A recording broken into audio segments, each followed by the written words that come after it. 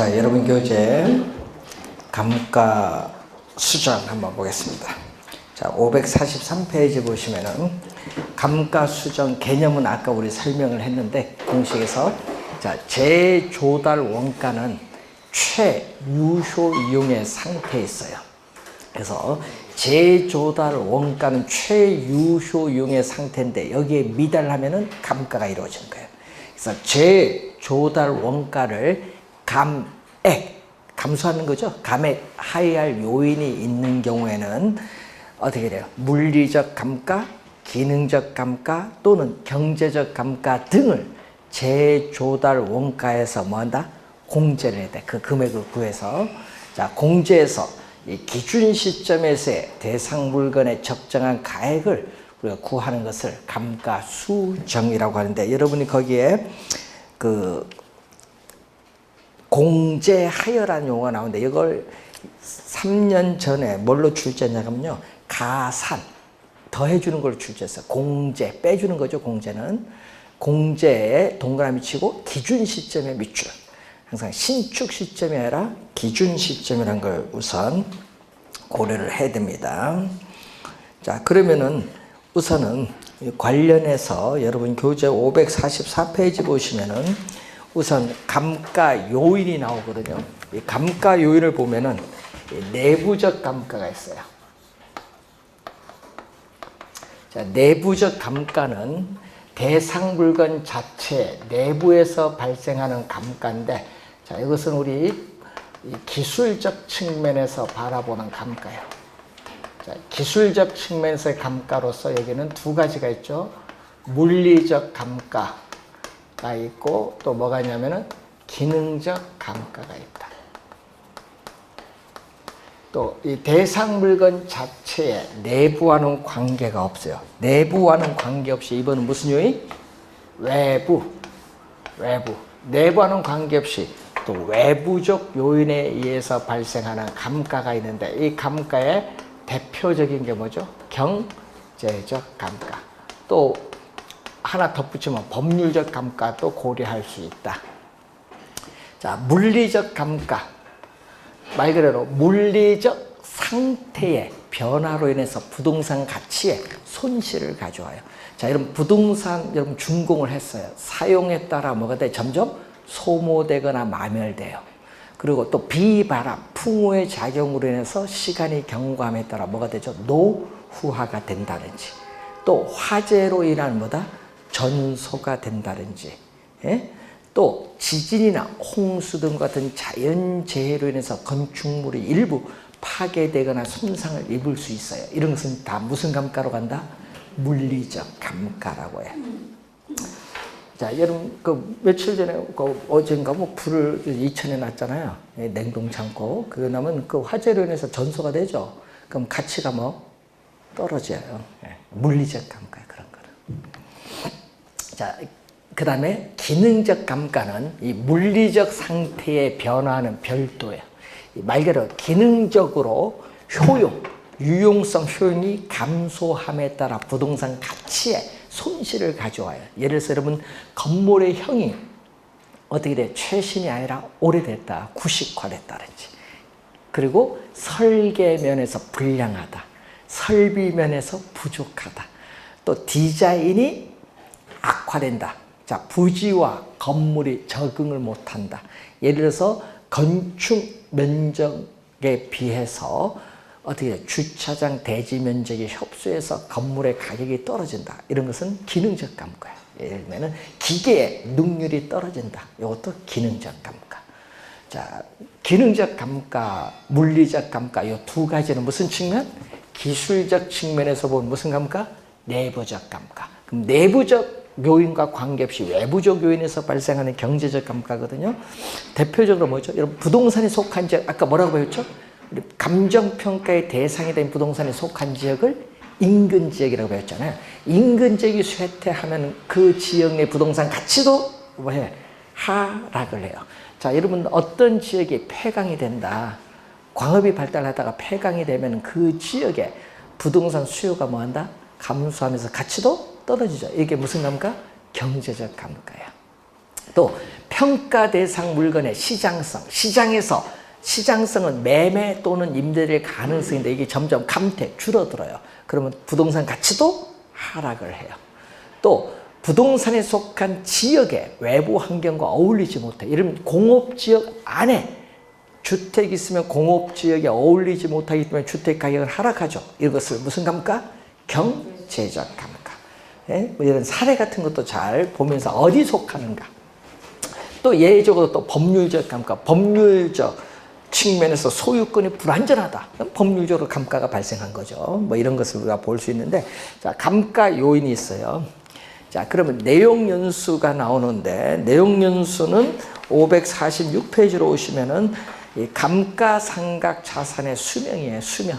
내용연수는 수명이에요. 건물의 수명, 기계의 수명, 어느 정도 되느냐. 자, 거기서 우리 배우는 걸 보면은 준공을 했어요. 여러분은 건물을 준공을 해서 여러분은 사용을 합니다. 사용을 했는데 건물이 사용을 하는데 건물의 사용이 불가능하다. 건물 사용이 불가능할 때까지 기간. 예? 이것을 우리는 전문용어로 물리적 내용 연수라고 해. 그러니까 건물을 정상적으로 관리했을 경우에 물리적으로 건물의 수명, 물리적으로 존속이 가능한 기간을 얘기해. 그런데 여러분이 물리적 내용 연수 끝나기 전에 뭐가 또 끝난다? 경제적 내용 연수. 경제적으로 수익이 발생하리라고 예상 가능한 기간. 그래서 경제적 내용 연수는 그림에서 보듯이 물리적 내용 연수보다 일반적으로 그 기간은 짧아요. 경제적 내용 연수 끝나도 아직 물리적으로 수명이 남아있기 때문에 건물의 가치는 있거든요. 이거 남아있는 잔존 남아있는 가격은 있다. 건물을 좀 준공해서 5년 지났어요. 5년 지나서 내 건물의 가치가 얼마인가 본다. 이게 기준 시점인데, 그럼 이 5년은 뭐죠? 경과한 연수. 그럼 이 기준 시점에서부터 경제적 내용에서 끝날 때까지 기간을 잔존, 남아있는 잔존 내용 연수 또는 장래 보존 연수라고 하는데, 그래서 여러분이 부동산 평가에서는 뭐를 기준?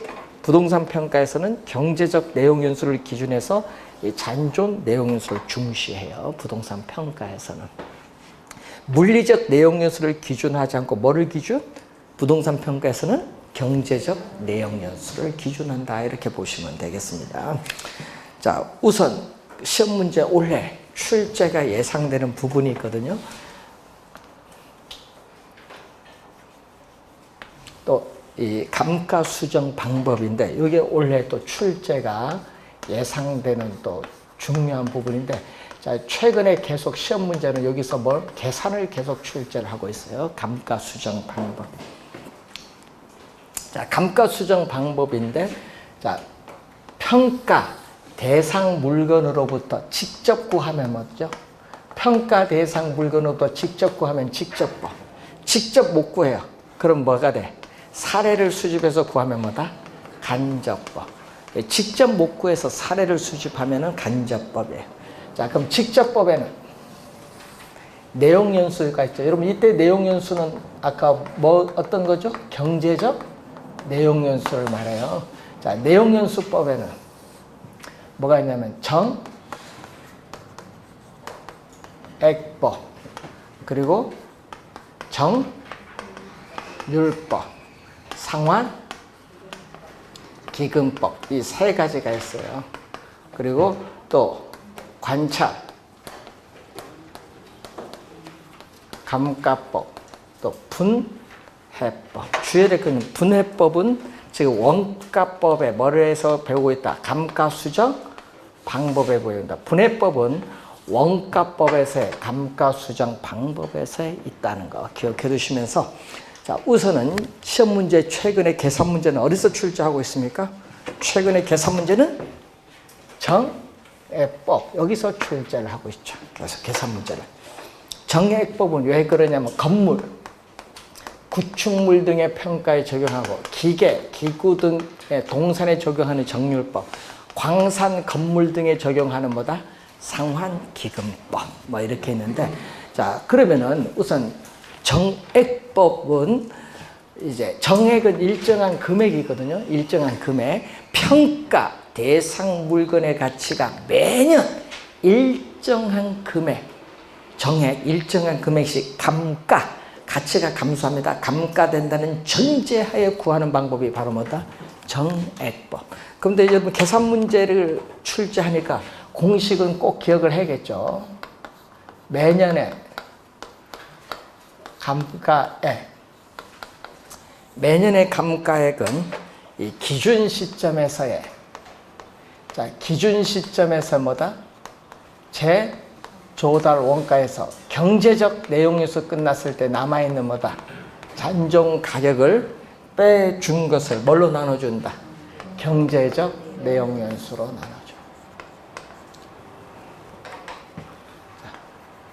요 수식을 꼭 기억을 해야겠죠. 그러면은 이제 구하면은 감가 수정액 또는 감가 누계액은 매년의 감가액에 뭐를 곱해준다? 위에서 구한 매년의 감가액에 뭐를 곱해주면 경과 연수를 곱해주면 되겠죠.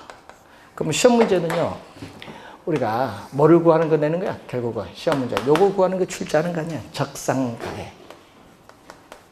기준 시점에서의 대상 물건의 가액인 적상가액은 기준 시점에서의 재조달 원가에서 뭐를 빼주면 감가 수정액 또는 감가 누계액을 빼주면 돼요. 자, 그러면 매년의 감가액 구하는 게 이제 나오는데 547페이지에 문제가 나오죠. 자, 준공 시점은 2009년 6월 30일이고 기준 시점은 2014년 6월 30일이니까 몇 년 경과? 5년 경과했어요. 기준 시점의 재조달 원가 얼마가 주어졌죠? 기준 시점의 재조달 원가는 얼마? 2억 원이 주어졌고, 자, 그리고 거기에 보면 내용연수 만료 시의 잔존가치율이 나오는데, 자, 여러분 잔존가치율을 뭐라고 하냐? 여러분 잔존 가치율을 또 다른 말로 장가율이라고 해. 장가율은 재조달 원가. 자, 재조달 원가에서 잔존 가격이 차지하는 비율인데 이게 몇 프로? 10%. 그럼 재조달 원가는 얼마? 2억 원의 10%가 잔존 가격 얼마다? 2천만 원. 그럼 이 2억에서 2천만 원, 요 뺀 이 1억 8천만 원이 바로 총 감가액. 총 감가액을 몇 년 나눴어요? 경제적 내용인수 50년으로 나눴어. 50년. 그러면 공 하나 5로 나눠주면 5, 30, 5, 6, 30, 360만 원. 매년의 감가액은 이렇게 얼마 나온다? 360만 원이 나와요. 자, 무슨 얘기냐면요, 이런 의미거든요. 경과한 연수가 1년, 2년 이렇게 가는데 몇 년이야? 수명 몇 년? 50년. 자, 매년의 감가액. 매년의 감가액이 얼마냐? 지금 360. 이렇게 매년의 감가액이 이렇게 똑같아요. 자, 매년의 감가액이 360만 원으로 똑같다. 여기 정액법이에요. 매년의 감가액이 똑같기 때문에 정액법을 균등상각법이라는 용어를 사용해. 그런데 감가 누계액은 어떻게 될까요? 누계액은 다 더해주는 거잖아요. 그럼 처음에 얼마? 360. 또 2개 더해주면 720. 이렇게 가면 마지막 얼마? 마지막 감가총액 얼마? 감가총액 얼마 나온다? 1억 8천만 원. 여기다가 잔존가격 2천만 원 더해주면 되는 거지. 1억 8천이 돼요. 그래서 주의해야 될 건 또 경과연수와 감가누계액은 뭐한다? 정비례하여 증가한다. 이 경과연수와 감가누계액은 정비례하여 증가를 하기 때문에 정액법을 뭐라고 한다?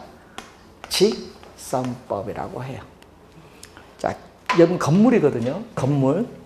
예를 들어서 여러분 신축 건물은 초기에 감가가 많아요, 적어요? 별로 없을 거고 한 50년 지나면 감가가 많을 거예요. 그래서 이 건물의 실제 감가액과 매년의 감가액이 뭐다? 일치하지 않을 수도 있다는 문제점, 단점은 있어요. 자, 여러분 시험 문제는 요걸 많이 냈는데 지금 얼마 나왔어요? 지금 360만 원이 나왔잖아요. 360만 원. 여기에다가 경과연수 몇 년? 몇 년? 5년을 곱해주면 얼마 나온다? 감가수정액은 1,800만 원. 자, 여기에 제조달원가 얼마? 2억 원에서 감가수정액 얼마를 빼주면? 1,800만 원을 빼주면 1억 8,200만 원. 1억 8,200만 원이 바로 뭐가 된다? 우리는 적상가액이다. 자, 그런 형태로 이제 구해보시면 돼요. 하여튼 정액법을 우선 출제를 많이 하는데 특히 계산 문제는요, 정액법만 내요. 그래서 여러분 정액법만 정확하게 좀 기억을 좀 해두시면 되겠습니다.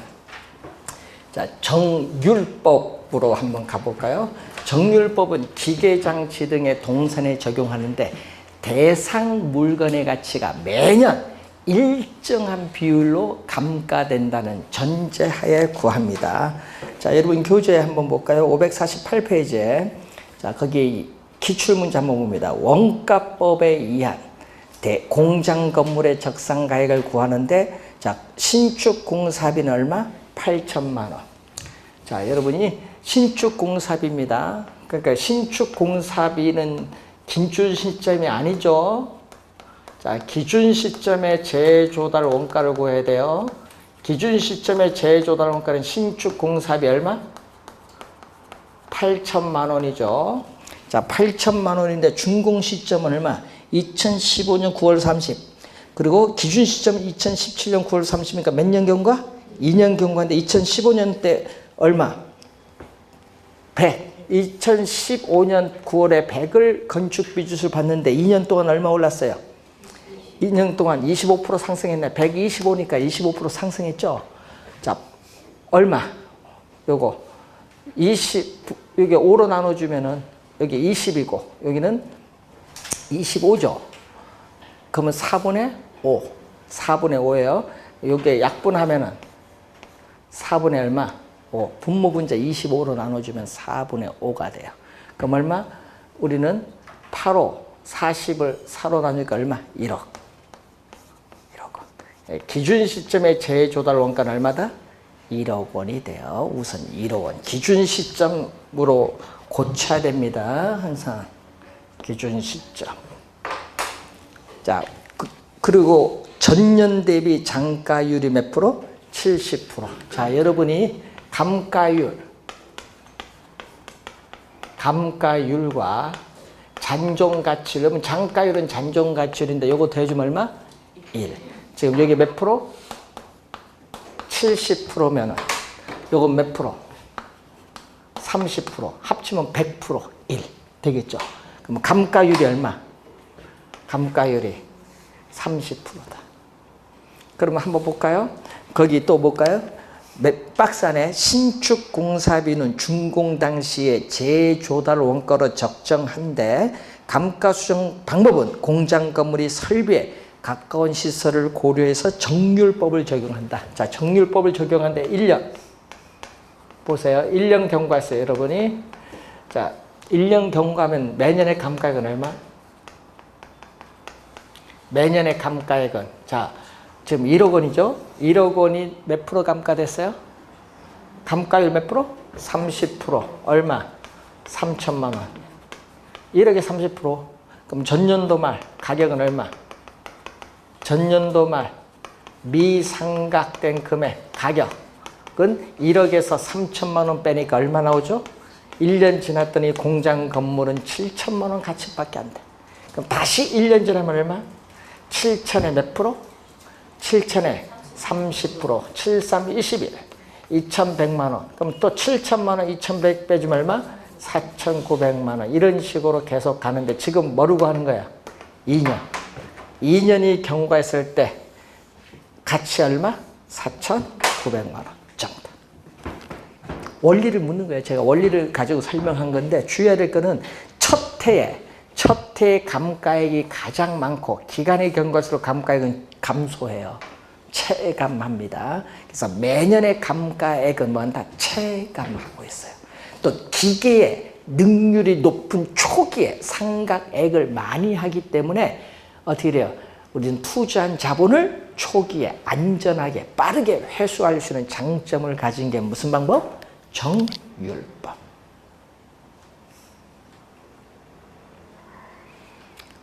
계산한 거 한번 풀어본 거예요. 원리를 가지고 설명한 겁니다. 그래서 여러분이 정률법보다 뭐가 중요하다? 예? 정액법. 자, 본인이 머리가 아프다 하면 정률법은 하지 마세요. 기계만 적용한다. 이렇게 생각하시고, 정률, 매년의 감가율은 뭐다? 정률, 매년의 감가율은 뭐가 있어요? 이거 일정하죠. 예?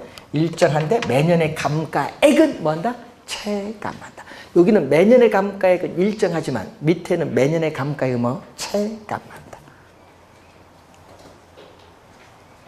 자, 상환기금법은 광산 등에 적용을 합니다.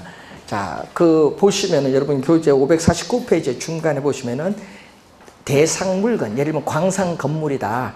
대상 물건의 내용 연수가 끝났다. 만료되는 때에 있어서의 감가 누계 상당액과 그에 따르는 복리 계산하는 이자 상당액을 포함해서 당해 내용 연수로 사용하는 방법을 상환하는 방법을 말한다. 자, 예를 들어서 한번 볼까요?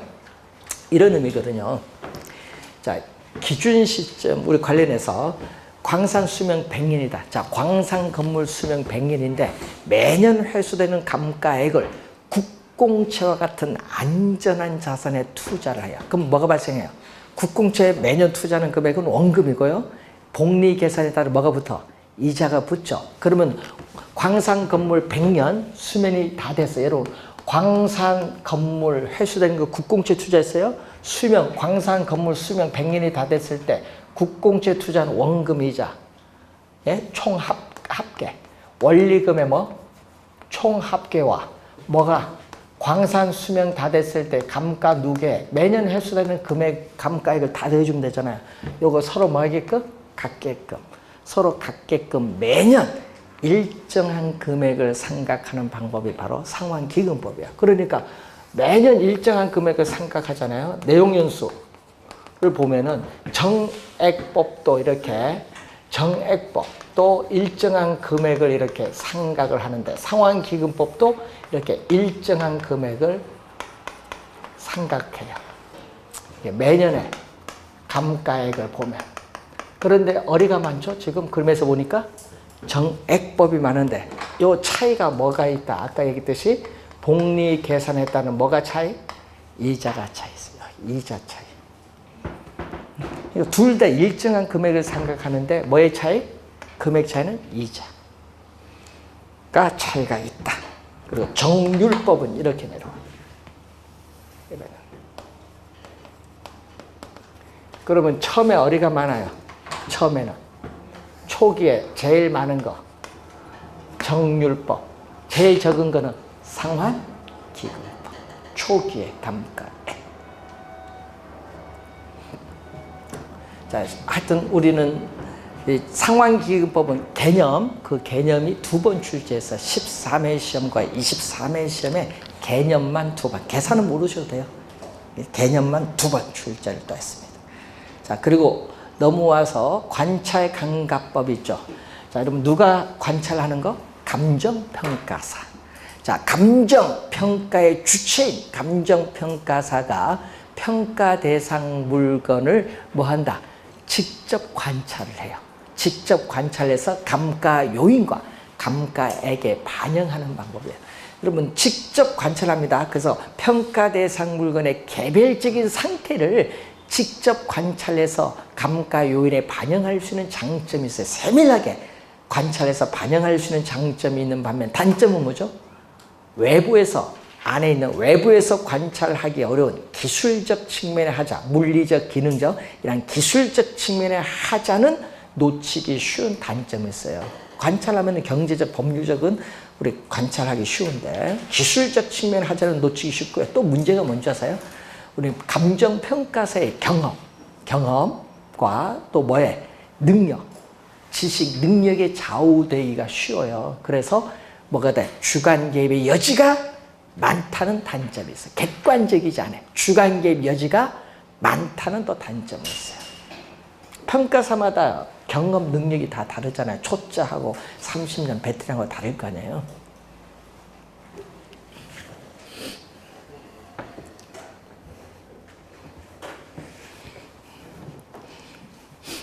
자,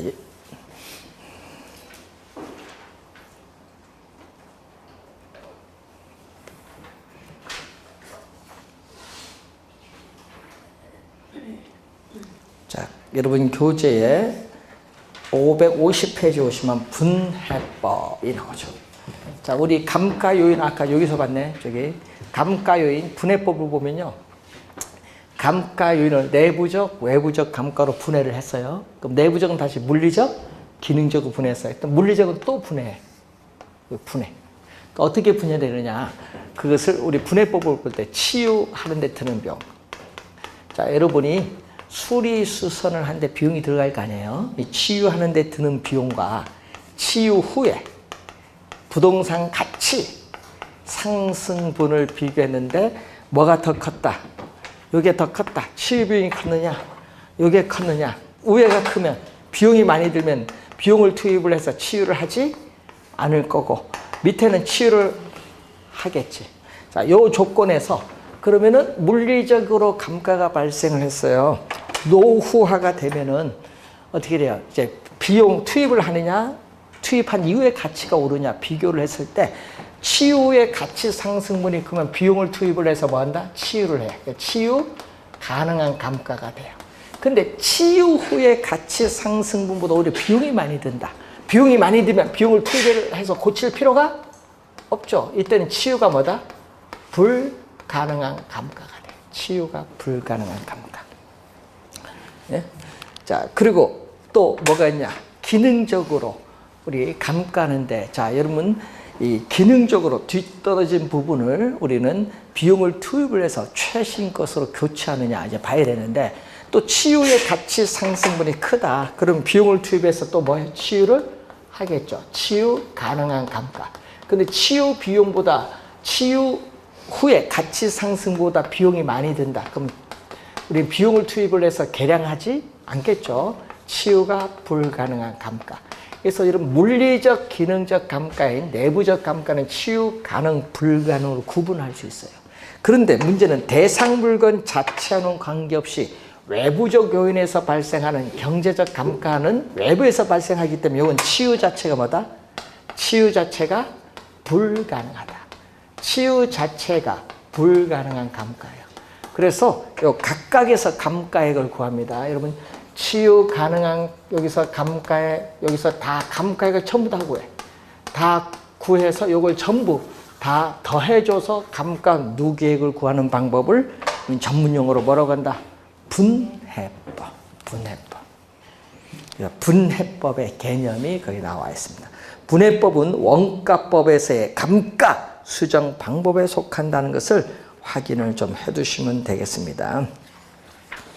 자, 그 정도 우리 알면 되는데, 여러분 시험 문제에 중요한 건 뭐가 중요하다? 올해 만약 출제를 하면 계산문제 출제하면 머리에서 출제한다. 정액법. 올해 출제 예상이 되거든요.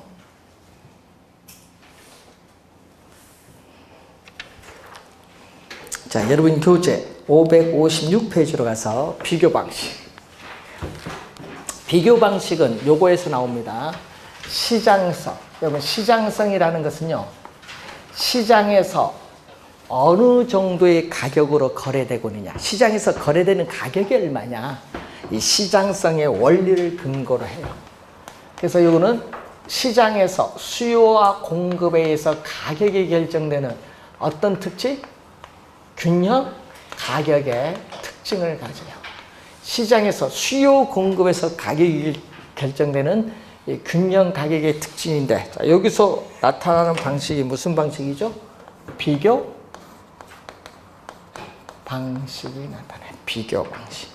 자, 비교 방식인데 여기서 두 가지가 있죠. 우선은 대상 물건의 가액을 구하는 거래 사례 비교법이 있고, 이걸 준용하죠. 거래 사례 비교법을 준용해서 대상 물건의 임대를 구하는 임대 사례 비교법인데, 자, 이 거래 사례 비교법에서 구한 대상 물건의 가액을 거기 전문용어로 뭐라고 하냐면 비준가액. 그래서 용어가 좀 어렵죠. 비준가액.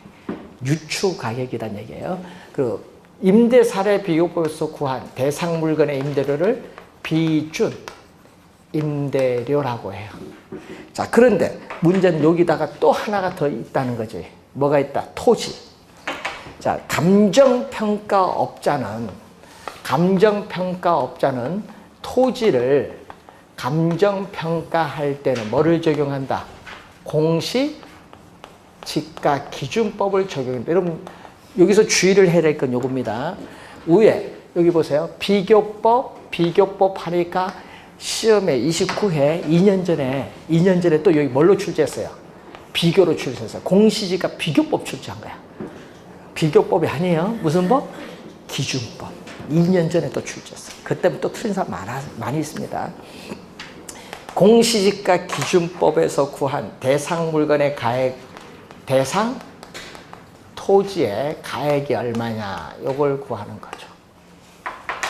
자, 요것을 우린 비교 방식에서 이제 배우는데, 자, 그러면 여러분 교재에 밑에 개념이 나옵니다. 556페이지 보시면 밑에서 7, 8번째 보시면은 평가 대상 물건입니다. 대상 물건과 가치 형성 요인이 같거나 비슷한 물건의 거래 사례와 비교하여, 거래 사례와 비교해야 돼요. 비슷한 물건의 거래 사례와 비교하니까 거래 사례에 뭐가 나온다? 가액이 나오겠지. 거래 사례 금액 얼마냐 나오겠지. 거래 사례와 비교하여 대상 물건의 현재 상황에 맞게 뭐가 들어가 있다? 사적 보정. 여러분 또 시험 문제에 요것을 우리는 요 안에 또 들어갈 말 무엇입니까? 출제도 한번 했었죠. 사정 보정. 그 다음에 시점 수정. 가치 형성 요인 비교. 그러면 가치 형성 요인 비교 등의 과정을 거쳐 대상 물건의 가액을 산정하는 감정평가 방법을 거래 사례 비교법이라고 한다. 28회 시험에 또 출제했었죠, 개념은. 자, 주의를 해야 될 것은 이 가치 형성 요인 비교. 이런 비교에는 지역 요인 비교, 개별 요인 비교인데 29회 시험에 이 개별 요인 비교 구하는 계산 문제 출제했었죠. 등이 들어간 거냐, 면적이 다르면 면적도 비교하는 거. 자, 그러면은 이 거래 사례 비교법을 준용해서 뭐가 나오죠? 임대 사례 비교법이 이제 나오는데, 자, 여러분 교재에 있어서 임대 사례 비교법은 여러분이 거기에 개념이 뒤에서 나오죠.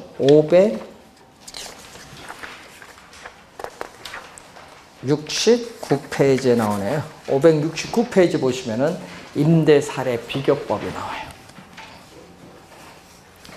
자, 임대 사례 비교법. 자, 개념을 보면은 이런 의미겠죠.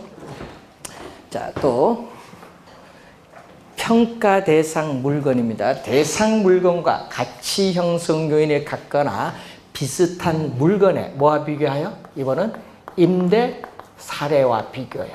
임대 사례에 뭐가 나온다? 임대료가 나오죠. 임대 사례와 비교하여 대상 물건의 현황에 맞게 또 뭐죠? 사정 보정, 시점 수정, 가치 형성 요인 비교 등의 과정을 거쳐 대상 물건의 임대료를 산정하는 감정평가 방법을 뭐라고 한다? 우리는 임대사례 비교법이다. 자, 임대사례 비교법 개념이 이렇게 또 나오고요. 그리고 567페이지 보시면은 또 뭐가 나오죠? 공시지가 기준법 개념이 또 나오죠. 자, 공시지가 기준법을 보면은 토지잖아요. 이건 토지. 대상 토지와 가치 형성 요인이 같거나 비슷하여 유사한 이용 가치를 지닌다고 인정되는 뭐를 기준? 표준지의 공시지가. 여러분 시험에 주의해야 됩니다. 개별 공시지가가 아닙니다. 뭐를 기준? 표준지의 공시지가를 기준으로. 여기서 주의해야 될 건 사정 보정은 안 들어가. 여기는 사정 보정이 안 들어가고 바로 뭐가 나온다? 시점 수정. 왜냐 하면요. 표준지를 선정하는 과정에서 사정을 다 반영을 했거든요. 사정 보정 들어가지 않습니다. 바로 뭐 시점 수정, 지역, 요인 및 개별 요인 비교. 자, 지역, 요인 및 개별 요인 비교, 그 다음에 그 밖에 요인 보정의 과정에 거쳐 대상 토지의 가액을 산정하는 감정평가 방법을 공시지가 기준법이라고 한다. 개념을 이제 묻는 거죠. 우선 개념 정확하게 기억을 해 두셔야 되는데, 그럼 여러분 시험 문제예요. 여러분이 작년에 이렇게 냈거든요. 작년에 비중가액 구하라. 비중가액 구하려면 사례 가격이 얼마 나오겠죠. 뭐 예를 들면 2억 나오면은 하나, 둘, 셋, 넷 계산, 요 4개 알면은 계산이 돼요. 그럼 4개를 구해야 되니까 이 거래 사례 수집 기준이 중요하지. 그래서 여러분이 당연히 거래 사례가 있는 부동산은 모두 적용이 가능합니다. 근데 사찰, 학교 등 같이 거래 사례가 없는 부동산은 적용하기가 곤란하다는 문제점은 있어요. 그래서 거래 사례, 우리가 수집, 선택 기준이 있어요. 거래 사례를 수집, 선택하는 기준 4가지가 나오거든요. 거래 사례 수집, 선택하는 거 요 4가지를 계산해야 되니까 4가지 기준이 나오는데, 이걸 알고 있어야 뭐가 가능하다? 계산 문제를 풀 수 있어. 그래서 여러분이 이 문제 우리 작년이나 재작년이나 좀 어렵게 출제한 건 아니거든요. 이 계산 문제 요령만 알면 쉽게 풀 수 있어요. 요거 올해 또 중요한 또 거래 사례 수집 기준 4가지 기준이 또 중요합니다. 이걸 알아야 돼요. 자, 그래서 여러분 교재 다시 한번 거래 사례 수집 기준 4가지가 나오고 있는데, 여러분 교재에 보시면 558페이지에 4가지 나오죠. 거기 보면 사정 보정의 가능성, 시점 수정의 가능성, 위치의 유사성, 물적 유사성, 이 4가지를 이제 배우게 되는 거예요. 그래서 제일 먼저 나오는 게 559페이지 먼저 뭐 나오죠? 사정 보정이 나오죠. 사정 보정. 그러니까 이 사정 보정의 가능성. 여러분 거래 사례 수집 기준에 사정 보정의 가능성. 자, 무슨 얘기예요? 이 얘기는 사정 보정 왜 해요? 자, 여러분 우리는 거래 당사자 간에 있어서 특수한 사정이 있어. 거래하는데. 또는 개별적인 동기가 게재된 경우, 뭐 이민을 가기 위해서 금매각을 했다든지 금매, 또는 시장 사정에 정통을 하지 못해. 그래서 정상적인 가격으로 거래가 이루어지지 못했어. 고가 아니면 싸게 팔았어. 이럴 경우에 정상적인 가격으로 고치는 작업을 뭐라고 한다? 그러한 사정이 없었을 때 정상적인 가격으로 고치는 작업을 뭐죠? 사정 보정. 자, 여러분 우리 법원 경매시장 갔어요. 법원 경매시장 갔는데 시장의 정상적인 가격보다 더 싸게 낙찰받았어. 싸게. 예? 그러면 정상적인 가격으로 고치기 위해서 뭘 했는데 싸게 받았으니까 증액을 해야 될 사정 보정. 예, 요거 저가 거래가 이루어졌으니까.